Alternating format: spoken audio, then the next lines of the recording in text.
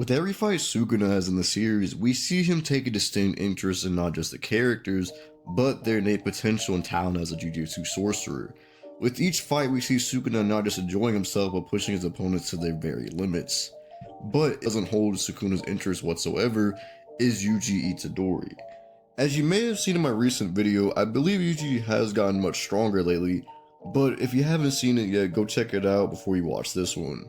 Yuji Itadori is the protagonist of the series, and as everyone watching more than likely knows, Yuji has been falling behind for a while now. Yuji's power up until the Shibuya incident arc kept him relevant until he got power clipped by Kenjaku and numerous other Killing Game players.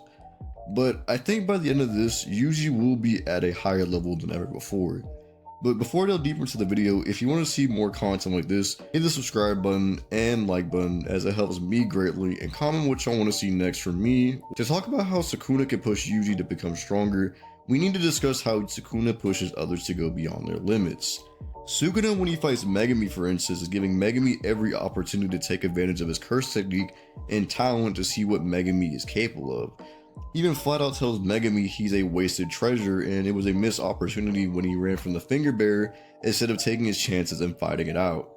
And we even see Megumi takes what Sukuna says to heart and even manages to gain a domain expansion the second he gives it his all to win and becomes selfish. And I really don't think I need to explain about Maharaga because it speaks for itself, but even Sukuna after fighting it is becoming even more fascinated by his potential.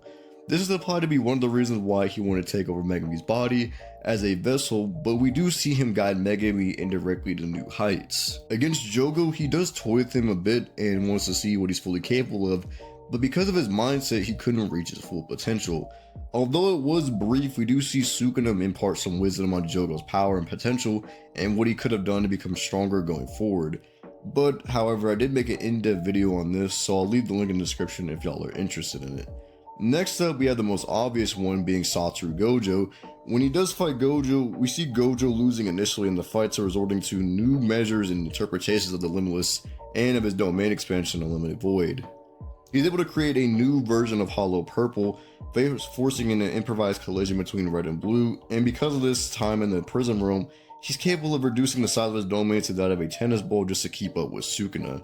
You could make the case Gojo after the event's hidden inventory never actually reached his full potential the second he became the strongest, but Gojo does indeed get pushed to his limits. The same can be spoken of Sukuna, since his use of 10 shadows and Malevolent Shrine brought him to newer heights he didn't even know were possible of. That's why he in the end respected Gojo for pushing him to death's door and saying, "You are magnificent, Satoru Gojo. I shall never forget you for as long as I live." And next up we have Kashimo. Although Kashimo wasn't necessarily brought forward for his potential, but more so for his desire to fight Sukuna, he does explain his flawed reasoning for fighting and pursuing strength. And finally, as we see in the later chapters, Higuruma is someone having the talent on par with Gojo himself. We see Sukuna become fascinated by seeing Higuruma do the exact same thing he did in his fight with Gojo, and keep in mind Higuruma is only able to do this because he was watching the entire battle between Gojo and Sukuna, and from a mere glance. But this not only intrigues Sukuna even more, but keep in mind Higuruma is a sorcerer who's only been around for 2 months. Keep in mind Gojo himself could only use reverse curse technique when he was in a near death state and feeling the core curse energy. But not only does he use reverse curse technique, but he's also able to heal and grow both his arms, but despite this, he's just okay by Sukuna standards. And even besides what Sukuna does, we see that 2 of the heavy hitters, Yuta and Hakari, both overcome adversity from opponents that seem impossible to defeat.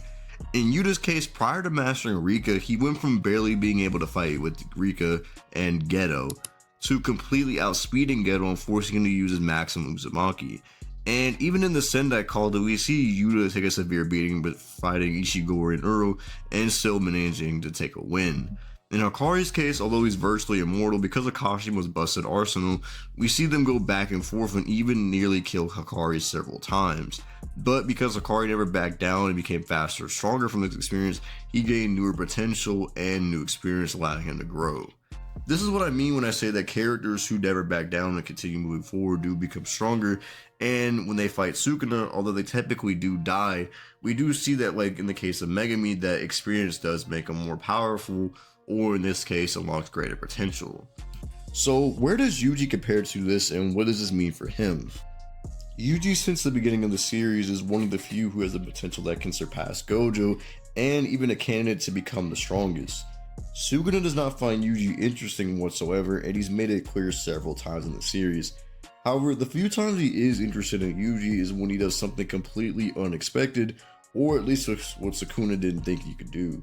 Sukuna's first impression of Yuji is questioning who or what Yuji is because of his ability to switch and control Sukuna's influence as a vessel.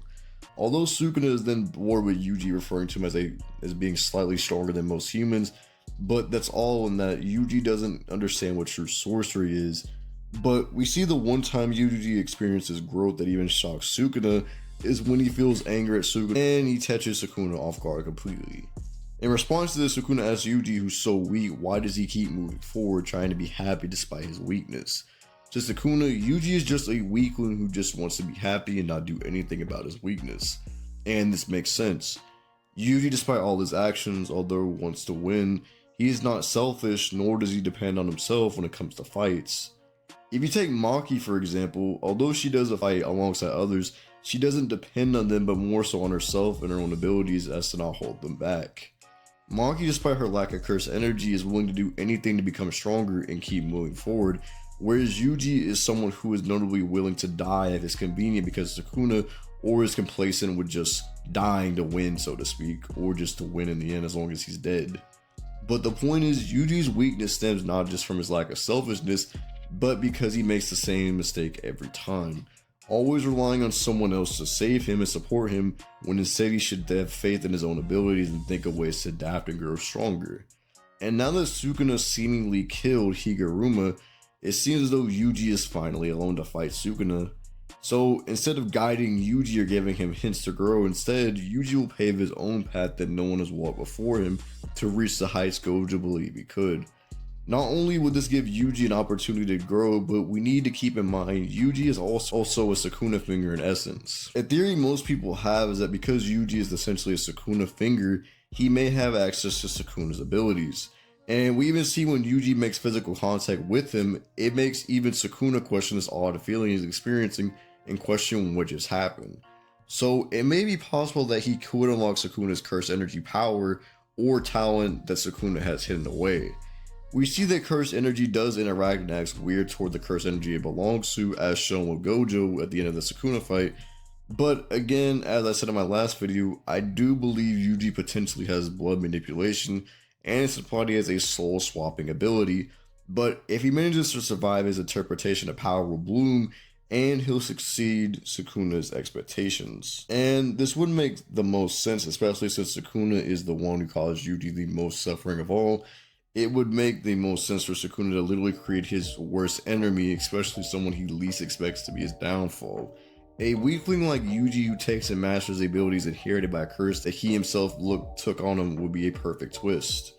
But as I've shown, Sukuna's boredom with Yuji seems to be because of his mentality, but now that Yuji is finally free to fight alone, and that's exactly what a Jujutsu sorcerer does, they fight and die alone.